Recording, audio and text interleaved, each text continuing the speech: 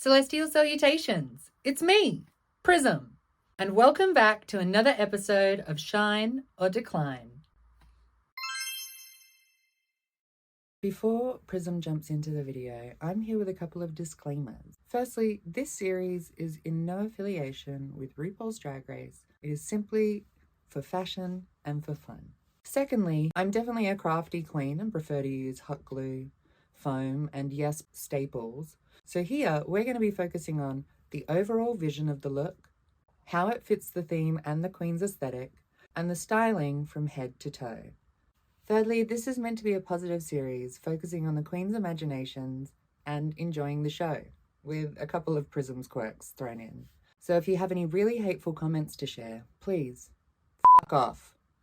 Finally, remember to subscribe and like the video, as well as comment down below on who you thought was the best on the runway this week. That's it from me, so I'm going to throw back to PRISM for Shine or Decline. Light on!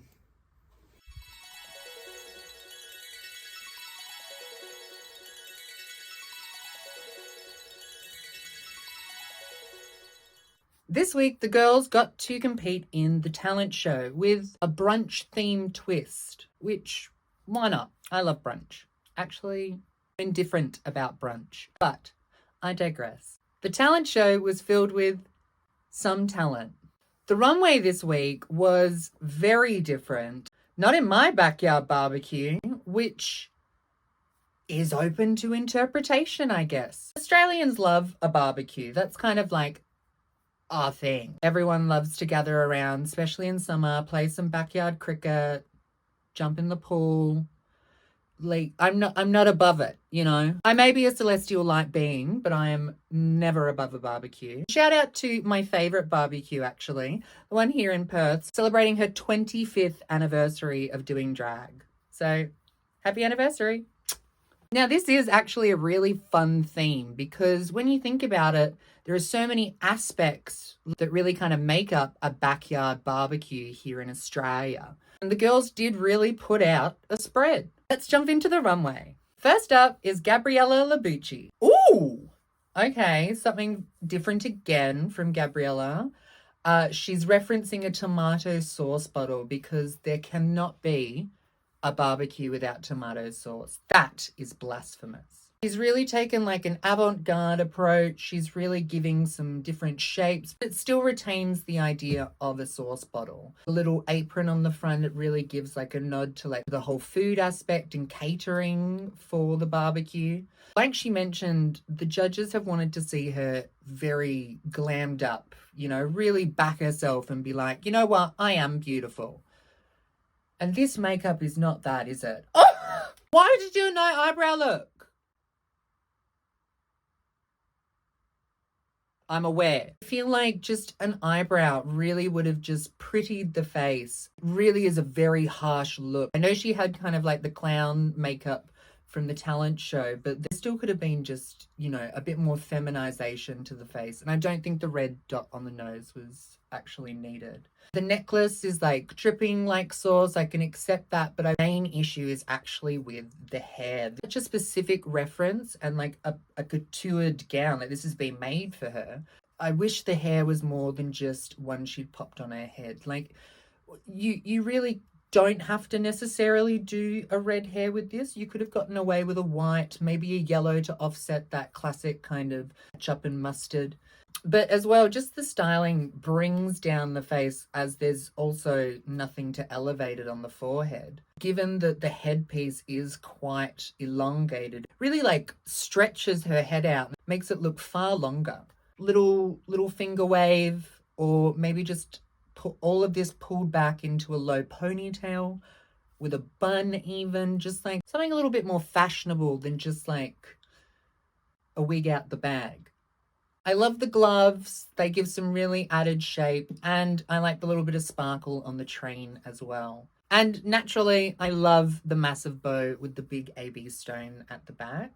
Overall, I think this is a very successful look, and once again, something different from Gabriella. Just trusting herself and backing the idea that she can be gorgeous, because she really can, would have just brought this really over the line and really made it actually something quite quite stand alone. Just with those styling issues, though, she hasn't quite crossed that line. I give Gabriella a shine. Next to the runway is Bumper Love. Okay, she's giving body, actually. Oh, excuse me. This like Sandra D biker inspired. She did say on the runway that she did go to a lot of bikey barbecues, which is another thing. I like the rhinestoning on the back. I feel like, you know, we've seen the reference done a few times, but Olivia Newton-John did just leave us recently. So I feel like this is an appropriate homage. I think that it ties in really well to Bumper's story, and this is something different that we haven't seen from her in the runway. It's a bit edgy. If she's going to bring the prop out, I think she could have used it a little more, or even had just like a pack of smokes, even if she didn't take one out. The hair could have maybe just been brushed up a touch more, just to really offset how fat her ass is. I think it's a clean look, it's recognizable, it's timely, and it ties into her story. Like I said, this is a really open to interpretation runway, and I think, you know, at a basis, Bumper did sell it. I give Bumper a shine. Next to the runway is Floor. Ooh. Okay, this is very like New Dior meets a barbecue.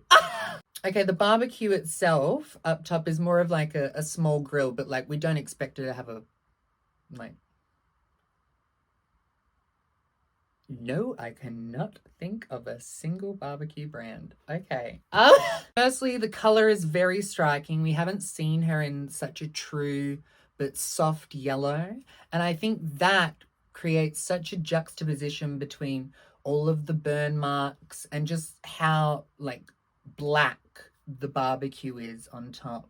I'm unsure how I feel about the little is it a bustle? Is that a bustle? No, it's a bonnet. I'm not sure how I feel about the little head cap bonnet moment, but I like that there's a little tie around that makes it more feminine and just gives more juxtaposition between this headpiece of falling charred meat. I think the makeup's really impactful as well and clearly gives the story that she's trying to tell. Once again, this is a really interpretive theme, and I mean, one would think that doing like this really burnt Barbie, if you will, would be first on the agenda. But I think it's really clean. I do like that she has hair on though. And just because you're wearing something that covers the head doesn't mean that you shouldn't have a hair or hairpiece of some description underneath. Obviously, unless you're going for a bold look. Don't comment. Wish that maybe the glove was the same color just to give that like full monochromatic look. The white glove is just kind of shifting it that little bit more onto costume than a glamorous couture piece.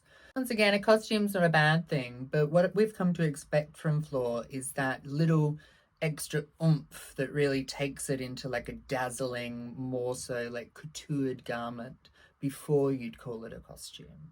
And once again, this entire thing is rhinestoned. I feel like the black lip does look a little intense, so close to the headpiece, but that's nitpicking. This is a really strong concept. It's really well executed. It's different from what we've seen from Floor, and it was different to everyone else on the runway. I give Floor a divine. Next to the runway is Isis Avis Loren. Okay, so she's taken a character approach. Oh, but the outfit is really nice. She has an Italian flag cover up. And what does it say on it?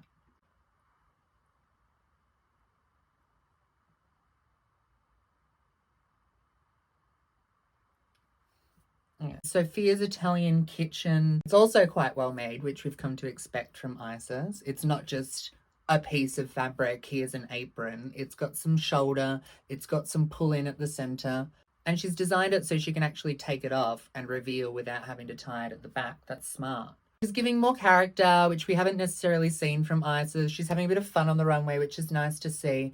And we're seeing her in a black hair, which we haven't seen either. Once again, this is a very interpretive runway. So if she was going to show character in any of them, this would be the one to do it. The outfit is still gorgeously made with the corset piping. Really breaks up some of that leopard print to show off shape better. This is like a classic style with some new fashion tweak. The judges were right. It really is gorgeous. like, obviously, now she looks like Michelle Visage. Obviously, she looks like Michelle Visage. So obviously, Michelle liked it. I understand that she's representing her culture, and I feel like there could have just been maybe like a little bit more. Maybe the flag coming out the back as a train as well. Or maybe just some type of little added headpiece or hat would have been really gorgeous. I feel like there's just like maybe one thing missing to take it from like, oh, that's a really camp gorgeous costume to this is one of my runways on RuPaul's Drag Race. I still think it's a gorgeous outfit, and it's nice to see Isis serving a bit of personality on the runway. I give Isis a shine. Last to the runway is Hollywood Star. Okay, she's inflate a ball.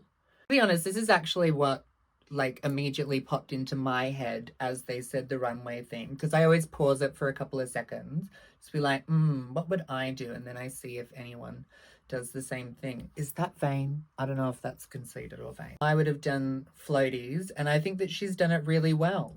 I think it's always interesting to see like pre-made things added into couture garments. I just wish that maybe there had been like one more ring around the bottom just to really give that ridiculousness, because the outfit itself is meant to be super camp.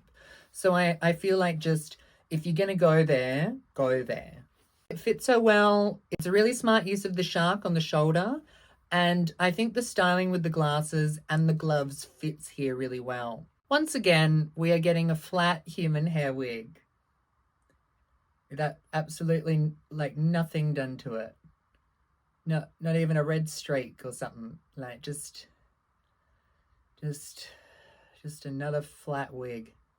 It's not even wet. Coming,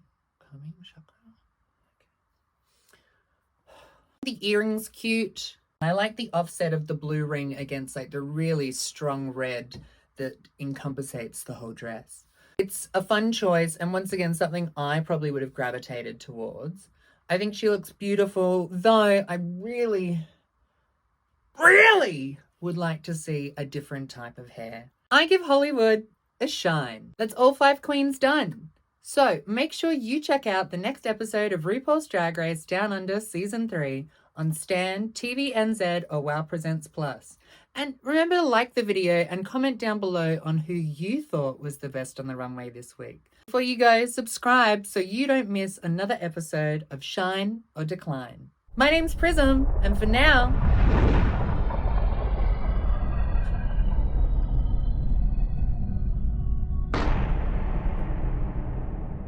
My name's PRISM, and for now, lights off.